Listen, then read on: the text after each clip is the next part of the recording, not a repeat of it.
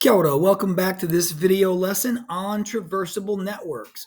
One thing we want to know, a network is going to be said to be traversable if it's possible to start at any vertex and move along each edge only once and traverse the entire network.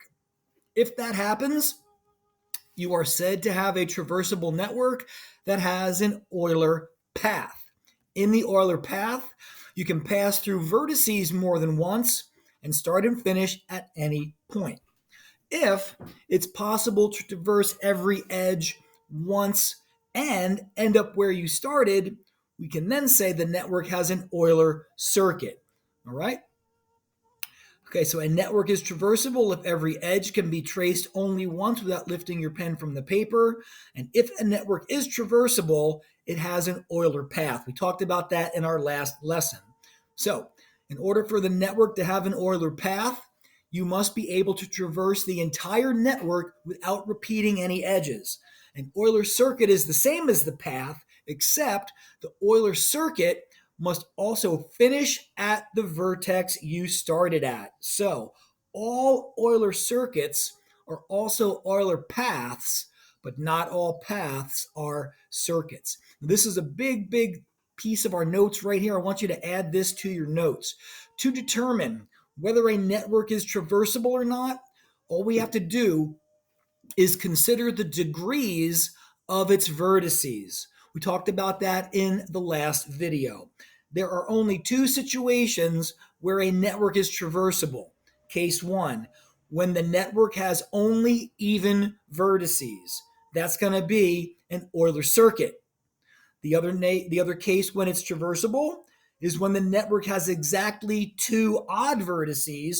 That will be an Euler path, where you will start at one of the odd vertices and then finish at the other. Let's look at an example here. We know that if a network has two odd vertices, any traversable path must start and finish at those two. In an Euler circuit, we must finish at our start location. So in order for a network to be an Euler circuit, it must have no odd vertices. Let's look at this example. Two lines going into G, 2 is even. Two lines going into I, even. Tahirua, that's even. Tahirua torufa, that's even. And that's even. So since every one of these vertices is even, this will make an Euler circuit. You can start at any one of these points, go ahead and traverse every single arc and finish back where you started. All right?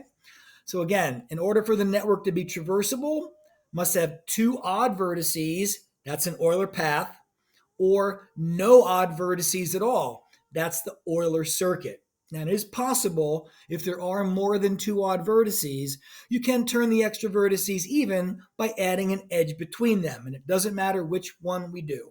All right?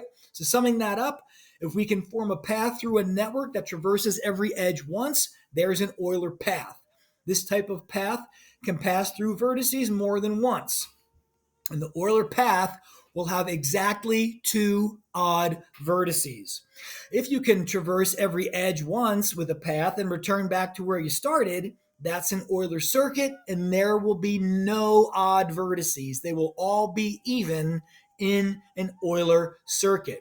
And in order to form an Euler path, the network must have two odd vertices or none at all, and the Euler circuit must begin and finish at the same vertex, so it cannot have any odd vertices. Any patai, send them my way, please. Thanks for watching. Mauri mahi, mauri ora, ka kite ano.